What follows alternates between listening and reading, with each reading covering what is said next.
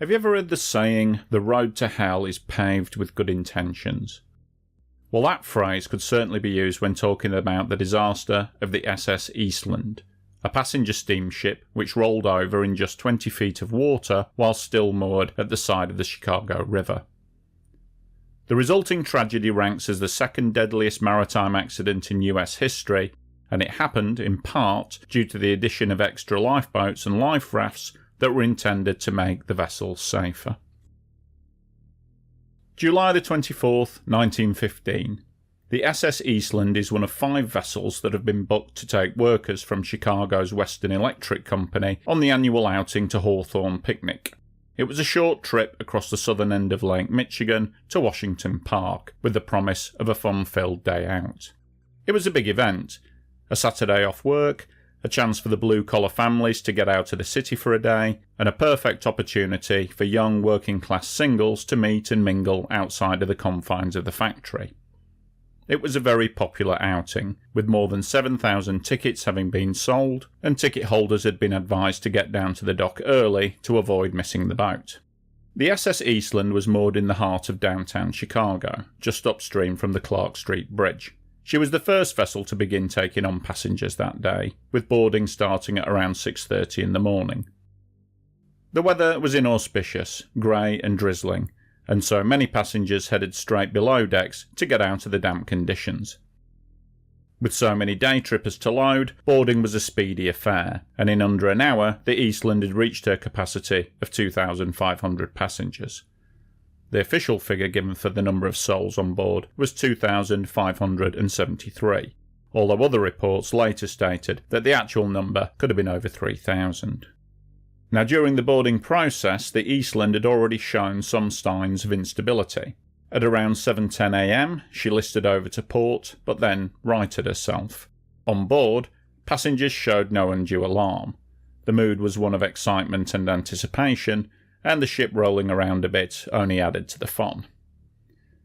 Despite the obvious instability, the captain of the Eastland, Harry Pedersen, decided to carry on with the boarding anyway, and preparations to get the ship underway carried on as normal. By 7:20 a.m, she was listing to port again, but this time the list gradually worsened. By now the gangplanks were up, the ship was full and just about ready to set sail. And it was at this point that the list to port reached a critical limit, and water began pouring in on the open gangways closest to the waterline. The fate of the Eastland was now sealed, and within a couple of minutes the ship had listed beyond 45 degrees, at which point she quickly rolled over onto her side. Being in only 20 or so feet of water, she didn't fully capsize or sink, but she lay flat on her side in the river. The speed and the inertia of the final roll had flung many of the passengers who were on the open upper deck into the water. Like ants brushed from a table, the surface of the river was black with struggling, crying, frightened, drowning humanity. Dock workers and members of the public on the quayside immediately rushed to help, throwing wooden crates and planks of wood into the water to help the floundering masses, but it was a scene of panic and chaos. Helen Reaper, a nurse working for Western Electric, described the scene. A few were swimming. The rest were floundering about, some clinging to a little raft that had floated free, others clutching at anything that they could reach, at bits of wood, at each other, grabbing each other, pulling each other down. And the screaming was the most horrible of all. For those on board, below deck, the situation was even more terrifying. As the ship heeled over towards 45 degrees, people and objects began sliding across the floor. A grand piano, heavy furniture, and some large refrigerators broke free of their fixings, crashing through the crowd and crushing passengers beneath them. As the ship rolled, survivor George Goyette described what he saw. A crowd of men, women and children came slipping and sliding and sprawling down with a mass of lunchboxes, milk bottles, chairs, rubbish of every sort on top of them. They came down in a floundering, screaming mass, and, as the boat turned completely over on its side, they crashed into the stairs and were carried away. Now, I can't even begin to imagine how awful it must have been for those people. The crush of bodies on top of you, the water rising up beneath you as you lie there pinned, it must have just been awful. The people of Chicago displayed heroism in spades that day. Paperboy Abraham Blumenthal dived in and began pulling women and children to shore with no thought for his own safety. Bridge guard Frank Northup jumped into an empty lifeboat and single-handedly saved 23 people. 3 other men, Charlie Hart, Johnny Benson and F.D. Fredericks, none of whom had any experience with boats, commandeered an empty tug, figuring if it had an engine, they could drive it. They got the tug going, got it out into the river, and were able to rescue over 50 people. Many of the passengers who were on the upper deck had managed to climb up onto the exposed side of the ship as she went over. Seeing the mass of humanity huddled on the upturned hull, John O'Meara, captain of the tug Kenosha, swiftly manoeuvred his boat into position alongside the Eastland, creating a kind of a floating bridge as a means of reaching dry land. In this way, some of the lucky ones were able to get onto the quayside without even getting their feet wet. Among these lucky ones was the captain, Harry Pedersen. You know, the man who had failed to give any alarm and who'd continued with the boarding even after the Eastland had shown obvious signs of being top-heavy.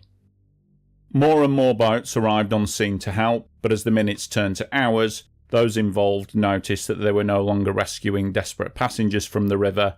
Instead, they were now pulling only lifeless bodies from the water. The milling rescue boats began to instead resemble floating hearses, the bodies piling up on the decks, as more and more were dragged from the water. There's a short piece of newsreel footage actually showing this, link in the description. Again, viewer discretion, it's pretty morbid stuff, although it does bring home to you the awfulness of the situation that day in the river. Meanwhile, shouts, screams and banging could still be heard coming from inside the ship, and welders who had been working in the nearby engineering firms had dragged their cutting gear out onto the exposed hull. It was agreed to cut out sections from the steel along the side of the hull in order to free the surviving passengers, as suffocation was becoming a real threat for those still trapped below decks. In an act of almost unbelievable callousness, Captain Harry Pedersen and some of his crew climbed back onto the hull and ordered the welders to stop, whining that the welders were ruining his ship. As he continued interfering with the rescue effort, he was finally arrested by the Chicago police, partly for his own safety, as some of the welders had stated that they would lynch him if he didn't get lost. Apparently, he took a few hard punches to the head from members of the public as he was being led away. The welders opened up holes along the upturned hull, and many men, women and children were hauled to safety through these improvised escape hatches, their lives saved by the quick thinking of those men working on the quayside. Volunteer divers arrived on scene to search the flooded parts of the Eastland, although their hope of finding anyone left alive dwindled with each passing hour.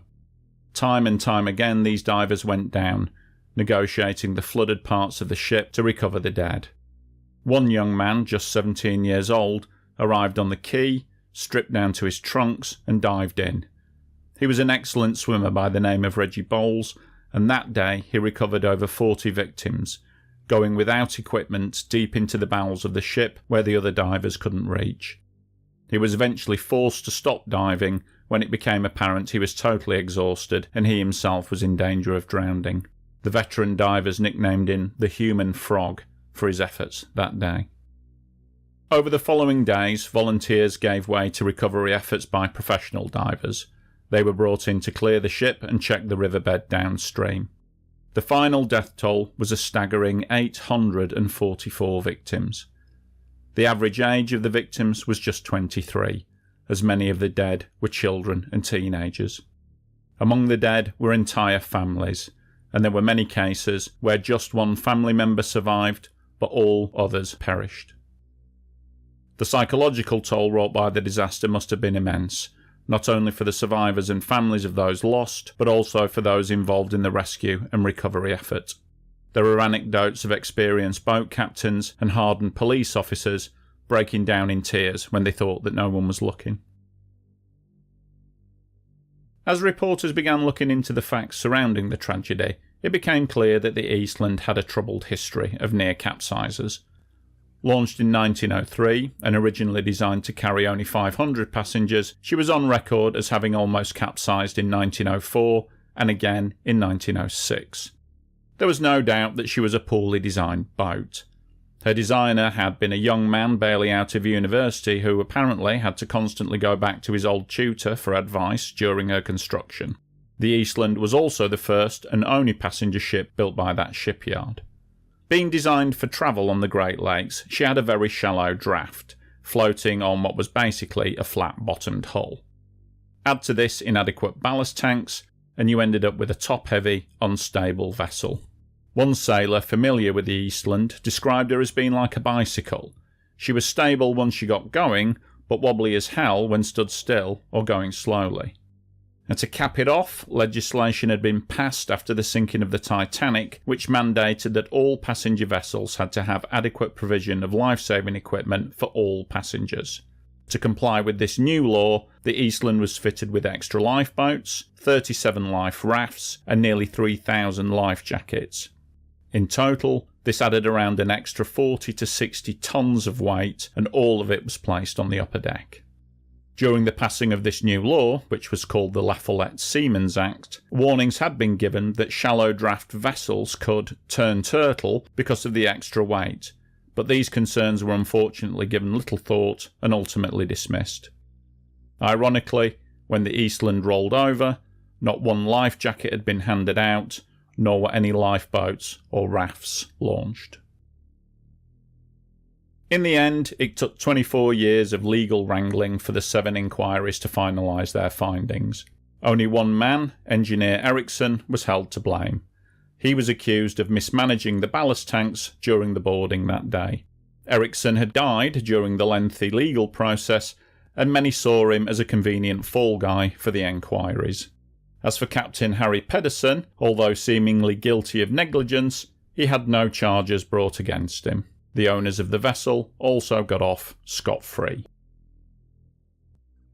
What little compensation was made available went mostly to the salvage company that towed the Eastland out of the Chicago River. The families and survivors received almost nothing. After all, unlike the Titanic, there were no rich or famous passengers on board. It was just mostly Polish, Czech and Hungarian working-class families, a fact which some historians believe had led the Eastland tragedy to being almost completely forgotten by history. Indeed, in all the books I have on disasters, even specifically maritime tragedies, the Eastland is never mentioned once. And as for the Eastland herself, well, she was purchased by the US Navy in 1917, she was renamed the USS Wilmette, and was used as a training vessel and gunboat until 1946, when she was finally scrapped. Today, the Eastland disaster is remembered by a simple plaque at the site of the tragedy in downtown Chicago.